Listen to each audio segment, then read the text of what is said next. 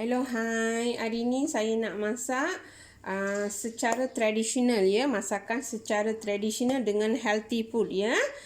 Nama dia terung pipit ya. Okey, hari ni saya nak buat terung pipit goreng ya secara tradisional. Dalam bahasa India mereka panggil vata kolambu ya. Yang ni memang cukup healthy ya. Siapa yang ada kencing manis, kalau selalu makan yang ni ya, dia akan kawal ya, dia akan kontrol pada kencing manis ya. Okey, yang ni saya buat secara tradisional ya, ikut pada nenek saya. Apa yang nenek saya buat, saya ikut saja. Sekarang saya nak tunjuk cara-cara nak masak dengan cara-cara tumis dengan bahan-bahan dia semua sekali ya. Dia ada 2-3 bahagian ya. Saya tunjuk step by step dulu ya. Okey, yang ni semua saya nak tunjuk untuk ketumisan ya. Ketumisan dia berlainan dengan gorengan dia lain ya. Tapi sekarang saya tunjuk tumisan dulu. Saya gunakan minyak bijan ya. Untuk ini mesti kena gunakan minyak bijan ya. Agak-agak saja. Bawang kecil saya ambil dalam 2 ataupun 25 hulas. Kena potong kecil-kecil ataupun hiris dengan nipis ya. Air asam jawa saya ambil dalam 200 ml. Serbuk hing 1 sudu besar. Bawang putih saya ambil 10 ataupun 12 ulas. Daun kari saya ambil 2 ataupun 3 tangkai. Kunyit 1 sudu kecil. 1,5 sudu kecil biji sawi. Gula saya gunakan gula perang ya. Kalau siapa tak suka gula perang boleh gunakan gula Melaka. Saya ambil gula perang dalam 1,5 sudu kecil ya. Kalau gula Melaka kita ambil dalam 2 ataupun 3 inci cukup ya.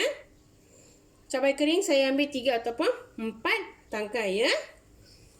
Okey, yang ni semua kita nak goreng ya. Terung pipit saya ambil agak-agak saja dalam 3 ataupun 4 genggam ya. Yang ni pun kita nak goreng, nak jadikan kering ya. Yang ni semua kita nak sangai, lepas tu kita nak kisar ya. Biji ulengga saya ambil 2,5 sudu kecil ataupun 2 sudu kecil ya. Yang ni biji jintan putih saya ambil dalam 2 sudu kecil. Lada hitam saya ambil 1/2 sudu kecil. Biji ketumbar saya ambil 3 sudu besar. 1/2 sudu kecil saya ambil biji halba. Kacang kuda saya ambil 2 sudu besar. Cabai kering saya ambil 11 ataupun 12 tangkai. Daun kari 2 ataupun 3 tangkai. Beras saya gunakan beras biasa ya. Saya ambil dalam 1,5 sudu kecil. Kunyit saya ambil 1,5 sudu kecil. Tomato saya ambil tomato sederhana sahaja ya. Saya ambil ada 3 ataupun 4 biji. Kalau tomato besar kita ambil 2 biji sahaja. Bawang putih saya ambil dalam 8 ataupun 10 hulas. Bawang kecil yang ni pun sama ya. Saya dah siap iris ya. Saya ambil yang ni dalam 15 biji ya. Okey, sekarang saya nak tunjuk cara-cara nak buat. Okey, sekarang saya nak masuk 2 sudu besar ya minyak. Untuk kita nak sangai 2 sudu besar cukup ya. Okey, sekarang minyak kita dah panas. Masukkan kacang kuda ya. Bagi dia perang dulu. Api mesti kena kecil ya. Okey, sekarang kuda kita dah jadi perang ya. Lepas tu kita masukkan biji ulenggu. Okey, sekarang dah jadi perang. Masukkan lada hitam. Goreng dulu.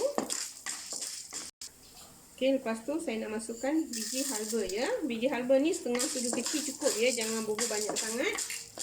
Okey, tunggu dalam seminit lagi. Okey, sekarang dah siap. Masukkan biji ketumbar ya. Okey, tunggu sampai nak jadi perang ya. Okey, sekarang saya nak masukkan jintan putih ya. Jintan putih. Lagi tunggu dalam seminit lagi. Okey, sekarang saya nak masukkan beras ya. Beras ni kita ambil dalam 1,5 sudu kecil cukup ya. Okey, tunggu lagi seminit lagi bagi dia masak. Okey, masukkan cili kering ya. Cili kering, tunggu sampai cili kering ni nak jadi perang ya. Dia tak boleh hangus ya. Kena jadi perang cukup. Okey, sekarang dah cukup. Masukkan daun kari ya. Kalau nak kurang daun kari pun tak apa ya. Tapi saya bubur banyak sikit supaya aroma dia cukup bagus ya. Dengan untuk vitamin A ya. Dalam daun kari ni ada vitamin A. Elok untuk badan kita. Okey, sekarang dah cukup. Tunggu sampai yang ni nak kurangkan panas ya, bagi dia kering dulu. Lepas tu kita nak hilangkan panas, baru kita boleh kisar ya. Panas-panas memang kita tak boleh kisar ya. Biar kita habiskan step 1 dulu ya. Okey, sekarang saya nak masukkan 2 sudu besar minyak bijan. Yang ni pun kita nak sangai juga ya. Tapi sekarang kita nak sangai bawang putih dengan tomato dengan kunyit ya. Okey, sekarang saya nak masukkan bawang putih. Lepas tu saya nak masukkan bawang. Yang ni semua untuk kisar ya. Mesti kena gunakan bawang kecil ya untuk ni. Okey, sekarang saya nak masukkan tomato ya. Tomato bagi dia hancur dulu ya. Lepas tu saya nak, lepas dah hancur, saya nak ke tepi ya. Okey, sekarang saya nak masukkan kunyit ya. Okey, tunggu sampai saya nak masak dulu. Okey, yang ni pun dah cukup ya. Sekarang saya nak tutupkan api. Okey, sekarang yang ni jangan basuh ya. Sekarang saya nak masukkan minyak lagi ya. Saya nak masuk minyak dalam 3 sudu besar. Saya nak gorengkan terung pipit ya. Sekarang minyak kita dah panas. Terus kita nak masukkan terung pipit ya. Okey, tunggu sampai betul-betul nak jadi perang ya. Okey, sekarang dah cukup ya, betul-betul nak jadi macam ni ya. Tengok ya, mesti kena macam ni, baru masa kita nak makan sedap ya. Dia tak ada pahit. Okey, sekarang saya nak tutupkan api. Okey, sekarang saya nak kisar ya, kisar dengan halus ya. Mula-mula kita kisar dengan tanpa air, lepas tu kita tuang air sikit saja, ataupun kita masukkan yang tomato tadi yang kita sangai ya. Okey, sekarang saya memang tak tuang air ya. Saya gunakan tomato dengan bawang putih. Lepas tu saya nak kisar ya. Kisar dengan halus ya. Okey, sekarang dah betul-betul dah jadi paste macam ni ya. Nak kena hancur ya. Kena kisar dengan halus ya. Kalau siapa tak cukup air ni, boleh tambahkan air sikit saja ya. Dalam 2-3 sudu memang dah cukup ya. Yang ni untuk saya memang cukup ya. Saya memang tak gunakan air ya. Okey, sekarang saya nak tunjuk cara-cara nak tumis. Okey, sekarang saya nak tumis ya. Saya nak gunakan minyak agak-agak saja. Guna lebih pun tak apa ya. Sebab kita gunakan minyak bijan. Tunggu sampai nak panas. Okey, sekarang saya nak masukkan biji sawi ya. Tunggu biji sawi ni nak masak dulu. Masukkan bawang putih. Okey, sekarang saya nak masukkan bawang kecil dalam 20 ataupun 25 ulas ya. Saya dah potong kecil ya, halus ya. Okey, tunggu sampai bawang ni betul-betul nak masak ya, nak jadi perang. Okey, sekarang saya nak masukkan daun kari dengan cabai kering, kunyit. Tunggu lagi seminit ataupun 2 minit ya. Okey, sekarang saya nak masukkan serbuk perengayam ya, hing ya. Masukkan 1 sudu besar cukup ya.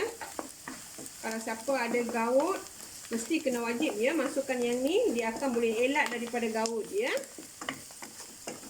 Okey, sekarang saya nak masukkan air asam jawa. Tunggu air asam jawa ni betul-betul nak masak, nak hilangkan bau ya.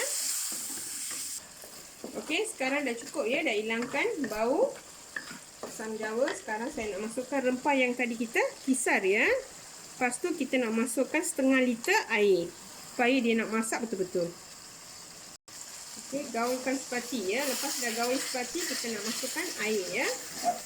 Okey, sekarang saya nak masukkan setengah liter air ya. Saya ambil yang masukkan dalam blender ya, supaya kita boleh bersihkan blender pun sekali. Okey, sekarang saya nak masukkan gula dengan garam sekali ya. Gula.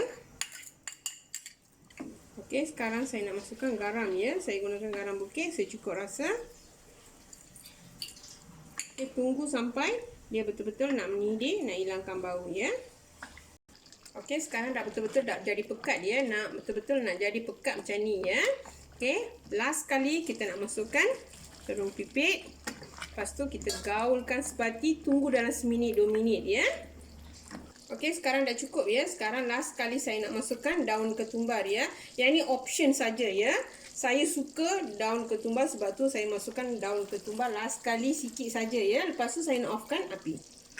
Okey, sekarang dah siap ya. Terung pipik goreng ni memang cukup sedap ya. Saya buat secara gravy dengan tradisional.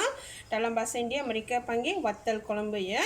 Saya buat secara tradisional, memang healthy ya. Siapa yang belum cuba resipi saya ni boleh cuba dekat rumah ya. Selamat bercuba.